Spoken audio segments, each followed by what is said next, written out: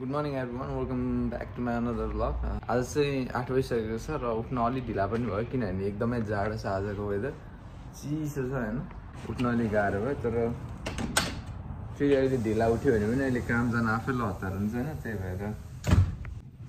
उठि मुखहरु धोएर अब अपार्टमेन्टकै जिममा जान्छु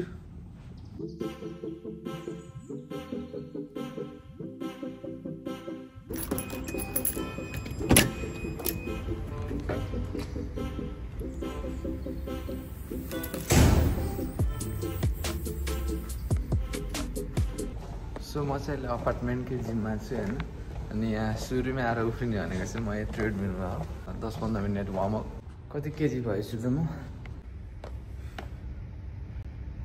73 पो भइसकेको छु मास्टरमा 68-69 हुन्थ्यो अहिले 72 भएको थिएँ त्यही भएर अलि एक्सर्साइजहरू गरौँ भनेको झन् अहिले त 73 भइसकेको छु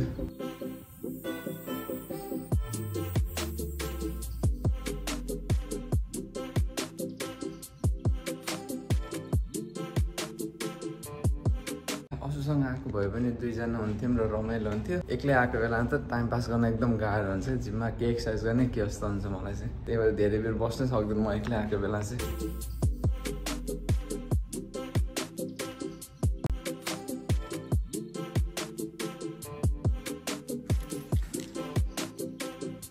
कोही डिमोटिभेट चाहिँ नहुनु होला तर एक्लै जिम जानलाई चाहिँ मलाई चाहिँ लास्टै अल्छी लाग्छ क्या धेरै बेर टिक्नै सकिनँ त्यहाँ म मिनिमम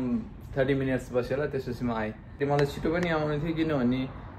9 बज्न आँटिसक्यो आज उठ्न पनि अलिक ढिला भयो हैन किनभने वेदर नै यस्तो चिसो थियो अनि बिहान उठ्नै सकेको थिइनँ सो जिम जान नै अलिक ढिला भयो अनि त्यसपछि अब फेरि यहाँ आएर ब्रेकफास्ट पनि बनाउनु छ दिउँसोको लागि लन्च पनि रेडी गर्नु छ कामको लागि सो जिममा म फुल्ली 1 आवर त बस्न सकिनँ तर रुम पनि आउनु थियो मलाई छिटै त्यहाँ फेरि 9-10 यताउति गर्दाखेरि फेरि त्यहाँ ढिला हुन्छ नि त सो अब चाहिँ म मिल प्रेप गर्न लागिरहेको छु हैन दिउँसोको लन्च बनाउन लागिरहेको छु यो चाहिँ हिजो मैले नयाँ यो चामल किनेर ल्याएको थिएँ हैन मलाई ट्राई गर्न मन लागेको थियो यो चाहिँ नुरजान भन्ने हो हैन कस्तो छ यो त्यही आज फ्राई राइस गरेर लाने सोचेको छु म चाहिँ मेरो लागि अब ब्रेकफास्ट बनाउँछु किनभने असु आउन अलिकति ढिला हुन्छ अरे आज 11 बजेतिर आउने थियो किनभने काममा चाहिँ फ्यामिली मिटिङ समथिङ के छ अरे सो म आज एक्लै भए ब्रेकफास्टको लागि सायद अस्ति एकछिन आउँदाखेरि उसको चाहिँ लन्च र ब्रेकफास्ट एकैचोटि हुन्छ होला